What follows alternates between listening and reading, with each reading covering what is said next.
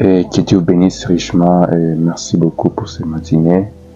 Dieu nous a accordé et merci pour la confiance que vous nous avez faite pour que vous puissiez encore nous écouter ce matin.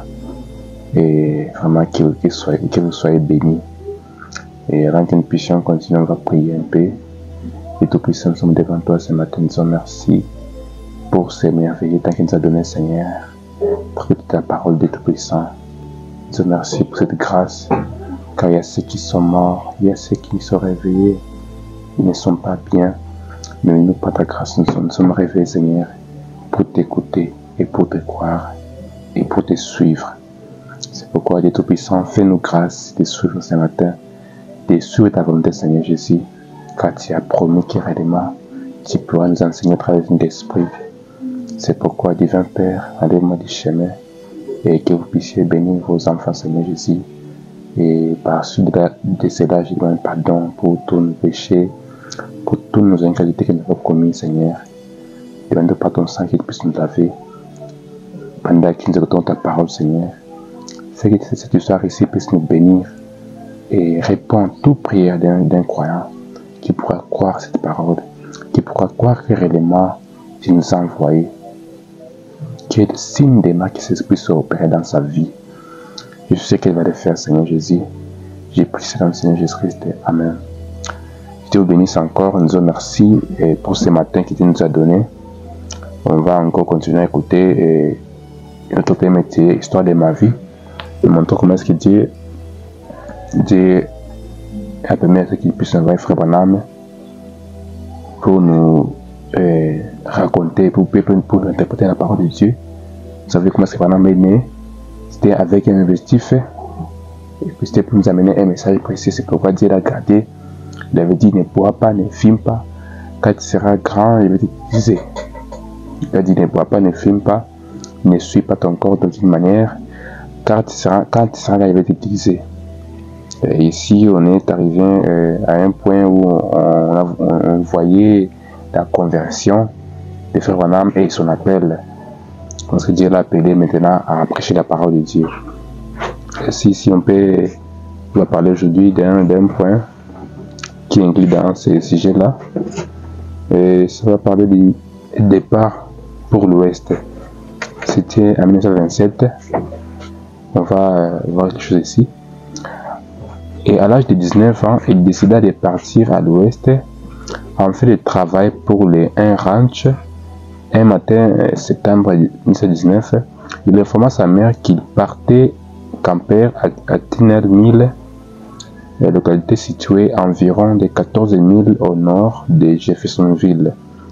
Il craignait d'être retenu par elle, donna ses nouvelles lorsqu'il se trouvait bien loin, à Phoenix, dans l'Arizona. Ici, Branham a voulu seulement fuir quand il a dit de l'appeler pour son œuvre. Branham a voulu fuir parce que lui, il ne voulait pas le faire, mais on ne peut pas fuir Dieu. Dieu doit se saisir d'une personne et faire ce qu'il a prévu. Si on va essayer de voir comment est-ce que Branham ici, comment est-ce qu'il est arrivé à l'Ouest et qu'est-ce qui est arrivé là-bas. Ici, c'est une prédication, on va juste lire pour comprendre pourquoi est-ce qu'il est allé à l'Ouest. Je me rappelle que lorsque j'étais un jeune homme environ de 18 ans, j'ai fuyé le Seigneur. Vous comprenez, s'il fuyait le Seigneur à 18 ans. Je suis parti à l'Ouest, mon père faisait du cheval et je voulais partir dresser les chevaux. C'était quelque chose d'enseigner dans mon cœur. Je suis allé voir un prédicateur baptiste qui m'avait dit: levez simplement les mains et dites: Jésus-Christ est le Fils de Dieu. Et nous inscrivons notre nom sur le registre. Cela ne m'a pas satisfait, vous voyez. Donc, après, elle allait dire quelque part, un prêtre lui a dit de lever la main seulement et il sera sauvé. Et oui, quand il est arrivé là-bas, cela n'a pas satisfait. Je suis allé voir un adventiste du 7e jour. Il m'a dit: Bill, venez accepter le sabbat du Seigneur. Et j'ai pensé, oh, ce n'est pas là. Je suis parti pour l'ouest. Il a voulu toujours voir, il a voulu être converti. Je suis arrivé un soir à l'époque où des rassemblements du bétail, vous savez, on retire la selle et les sacs des champs, et on pose tout par terre. On dit les selles est comme oreiller. Cette nuit-là, je me suis couché sous un pin. Je faisais la garde des 10 jours. L'équipe de nuit était partie rassembler le bétail. Il y avait là Slim, un Texan, qui avait un guitare. Il jouait. Gloire à son nom. Et l'autre l'accompagnait au moyen d'un peigne et d'un morceau de papier. Il soufflait là-dessus. Puis, ils se sont mis à chanter, à genoux au pied de la croix. Vous voyez, c'est quoi raconter les gens là. Oh, je me suis retourné et j'ai mis ma couverture sur la tête. J'ai laissé un coup d'œil et on aurait dit que les étoiles étaient toutes proches et accrochées au sommet des arbres et des montagnes. Dans les bruissements et ces pins, je l'entendais me crier, Adam, où es-tu? Environ 3 semaines de cela, je me suis descendu en ville et tous mes compagnons se sont enivrés, mais moi je ne le fais pas. Vous voyez, je ne le fais pas. De toute façon, il fallait après que cela, je les entasse dans la voiture et que je les ramène. Ils étaient déjà ivres, ces gens-là, ils devaient les ramener encore. Ensuite, ils se sont sortis, ils se sont mis à retirer sur les pieds entre eux et à faire d'autres jeux dangereux de Saint-Jean. Puis ils se sont tracés une ligne droite et ont parié $5. Ils pourraient la suivre. Alors qu'ils parvenaient à rester sur le trottoir, quand ils avaient reçu leur paye, c'est ainsi qu'ils faisaient, et tant qu'ils avaient de l'argent, c'est qui les accompagnaient, c'était leur vie. Mais moi, j'étais là au lieu de ces buveurs, mais je m'étais à l'écart. Encore voilà, mais ils avaient cela, ils se mettaient à l'écart. Aphonis n'était qu'une petite ville. On y vint depuis Witkenburg. J'étais assis là et mon grand chapeau repoussé en arrière quand une petite espagnole s'est approchée et est passée devant moi et a laissé tomber un petit mouchoir. Et je lui ai dit, eh bien, et vous avez laissé tomber votre mouchoir? Elle ne m'appartient pas. J'ai entendu un peu de bruit là-bas dans la rue et il y avait un vieux homme. Hein? Il y avait un homme converti. Il y avait des marques, des petites véroles et tout, et sur toute la figure. Les larmes coulaient sur les joues. Il chantait gloire à son nom, vous voyez, et en accompagnant d'une guitare. Et puis il s'est arrêté de chanter. Il m'a dit, frère, tu ne sais pas ce que c'est tant que tu n'as pas encore reçu Christ, ce merveilleux Christ. Gloire à son nom. J'ai rabattu mon chapeau, je me suis reparti. Vous voyez, c'est ce que frère Branham est arrivé quand il est passé dans une église. Il a vu des gens qui chantaient, cela l'a vraiment touché. Ils sont déjà voir vraiment comment le frère Branham est arrivé à la conversion et comment Dieu va l'appeler. Et nous disons comment des fois Dieu a toujours continué à appeler le frère Branham. Dieu ne veut pas réellement qu'une personne étudie ou pas, non. Dieu voit les dons qu'il y a dans une personne, car c'est lui qui a prédestiné cela. Vous voyez? Alors, frère Branham est arrivé au niveau de la conversion, il a Christ le Baptiste. C'est là où, et lui, il a demandé qu'on puisse le baptiser au nom du Seigneur Jésus-Christ. Et c'est par là qu'il est devenu converti, et sa vie a continué toujours à évoluer dans le Seigneur. Donc, Dieu l'a privé, et donc, il ne devait pas faire ce qu'il voulait. Vous voyez, donc Dieu l'avait dit, ne va pas, ne filme pas, ne suis pas ton corps de l'aucune manière, car il y aura un grand travail à faire. Car la parole dit ceci, que voici, je vous enverrai Élie les prophètes. voyait qu'il avait un grand travail à faire, il devait nous ramener à la foi apostolique. C'est pourquoi Dieu réellement l'a gardé pendant sa jeunesse. Donc il n'a pas fait ce qu'il veut. Donc moi je peux faire ce que j'ai fait ici, mais lui, il pouvait prendre la bière et commencer à le déchirer sa bouche. Puis l'ange de Dieu enlève cela sur sa bouche et jette cela. Et il répète encore la même chose, il ne voit pas de film, pas. Quand tu seras grand, je vais t'utiliser. Vous voyez que Dieu le faisait avec bite. Vous voyez, c'est pourquoi non seulement il l'a fait pour lui, mais c'était pour nous. Vous voyez, et une autre partie ici, quelque part, ça montre comment ce frère Branham était réellement robuste de constitution. Il était non seulement tireur d'élite, mais de 1929 à 1932, il abattait 14 combats de boxe professionnels sans jamais en perdre un seul. Donc Branham aussi était un boxeur depuis 1929 jusqu'à 1932. Il faisait de la boxe vraiment professionnelle. Et au moins, des fois, il gagnait des combats vraiment. Mais Dieu n'a pas voulu qu'il soit ainsi. Il a vraiment sa vie comme cela. Alors comprenons ici maintenant la conversion et le salut. C'était maintenant en 1928. Nous étions d'origine irlandaise. Dans catholique, j'ai pu constater que j'étais corrompu et pourri. Voilà.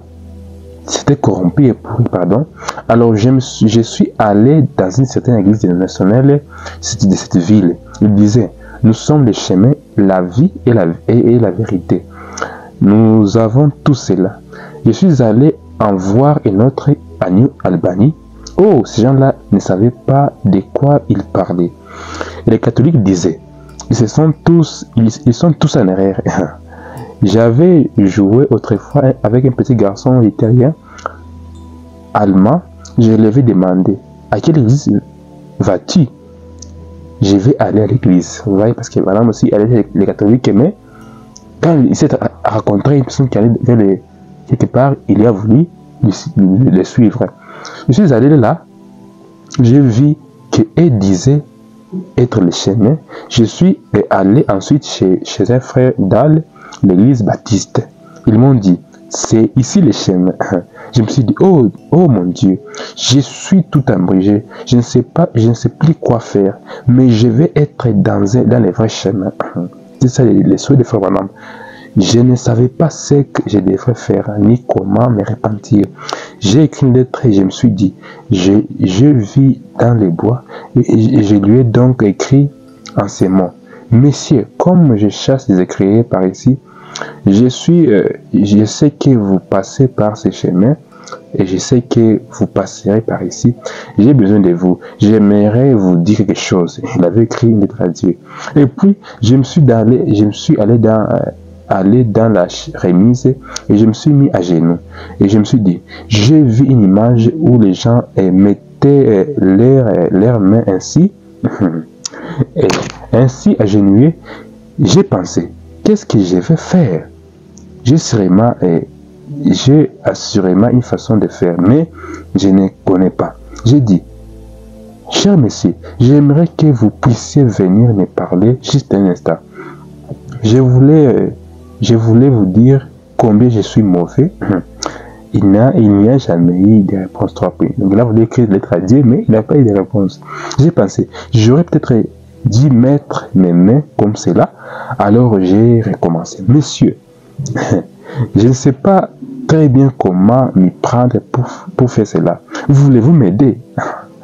Alors, tous ces prédicateurs qui me disaient de me joindre à eux et qui affirmaient avoir reçu Christ et qui disaient croire Jésus était le Fils de Dieu, les démons croient la même chose. C'est pourquoi j'ai pensé, j'ai besoin de quelque chose de mieux que cela, parce que les démons aussi croient, mais ils tremblent. Alors, on a voulu avoir quelque chose de mieux que cela. J'avais lu les passages racontant l'épisode de Pierre et Jean qui passaient près de la porte appelée la Belle et qui ont vu des hommes boiter de naissance. Et Pierre lui a dit, je n'ai or ni argent, mais ce que j'ai, je te le donne. Je savais que j'avais pas cela. Alors j'essayais d'obtenir la même chose. Je n'avais même pas comment, je ne savais même pas comment prier. J'ai mis mes mains d'une certaine manière et je me suis prosterné comme ceci. Et bien sûr, Satan est entré en scène. Il est venu et me dit, tu vois, tu attends trop longtemps, tu as presque 20 ans. Ça ne vaut plus la peine d'essayer. Ça a voulu les corrompre. Ouais. Et puis j'étais brisé, je me suis mis à pleurer. Alors quand j'étais vraiment brisé, j'ai dit, je vais parler. Si vous ne voulez pas, moi je vous parlerai de toute façon. Je ne vaux rien, je n'ai honte de moi-même, mais c'est Dieu. Je sais que vous m'entendez quelque part. M'entendez-vous? J'ai honte de moi et j'ai honte de vous d'avoir négligé. En ce moment, j'ai relevé mes yeux et une sensation étrange m'a envahi. Une lumière est entrée dans la pièce, formant une sorte de croix. Puis une voix, comme j'en avais encore jamais entendu de ma vie, m'a parlé. J'ai regardé vers cette lumière, pétrifié, terrorisé. Je pouvais faire aucun geste. Je me suis resté là et j'ai regardé et la lumière s'en est allée. J'ai dit, messieurs, je ne comprends pas votre langue.